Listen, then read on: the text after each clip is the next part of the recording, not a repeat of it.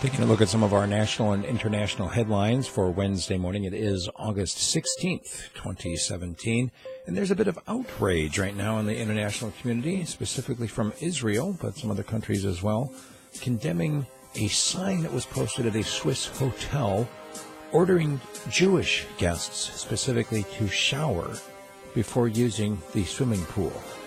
It actually targeted to our Jewish guests. I saw the sign. It's kind of perplexing to think that this kind of approach is still out there. A falling tree, some 200-year-old oak, actually fell on top of a crowd on a Portuguese island. They were having a festival, killed 12 people. The Taliban has issued an open letter to President Trump urging the United States to leave Afghanistan to learn from the mistakes of the past, including his ill-advised predecessors. And in the middle of a terror alert in New Delhi, they've got a 7-layer cover for Independence Day.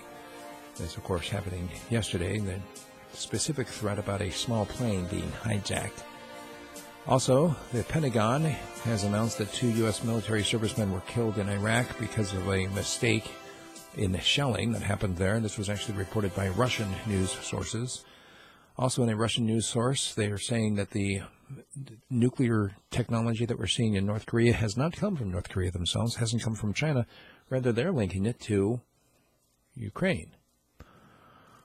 North Korea, meanwhile, has held off on launching its missiles toward Guam, as Kim Jong-un said he might, and he has issued a statement which sounds kind of like he's calming tensions. We'll have to keep an eye on this one. He said he's going to wait to see what the foolish Yankees do next. In Sierra Leone, hundreds are feared dead in a mudslide near Freetown. And President Trump finally, a couple of days after the fact, made a specific condemnation of what he's calling, quote, evil racism, and actually called out white supremacy. In doing it, however, thousands of protesters gathered outside of Trump Tower to basically say it was 2 days too late. They were out there protesting as he headed back to Trump Tower for the first time since inauguration. He says he hardly ever goes there and won't go there, basically because of what it does to security and to the people that live around New York City. He ended up taking a back route to get in there so he could avoid all of the protesters. In North Carolina, some protesters toppled a Confederate soldier statue. And actually, a number of memorials across the United States were vandalized this week in the wake of the deadly Charlottesville clashes. And those clashes, as you recall, came from a protest about a Robert E. Lee statue that was going to be removed. That'll be my subject commentary today, specifically on this issue of toppling statues.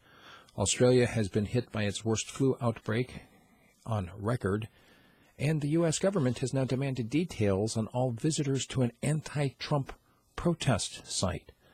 They've actually issued a warrant. The Department of Justice issued a warrant demanding that the host of the site give up on all the IP addresses of the people, the individual people who have gone to that site.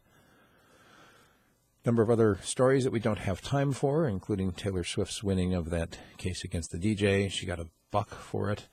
A stunt woman who has died on the set of Deadpool 2 in Vancouver, or about the latest man to be charged with a car bomb plot in Oklahoma City. You can get all the details on those stories and more by going to radiofreespeech.com. If you become a subscriber, I will email you the 30 to 40-minute news that you can listen to on your way to work.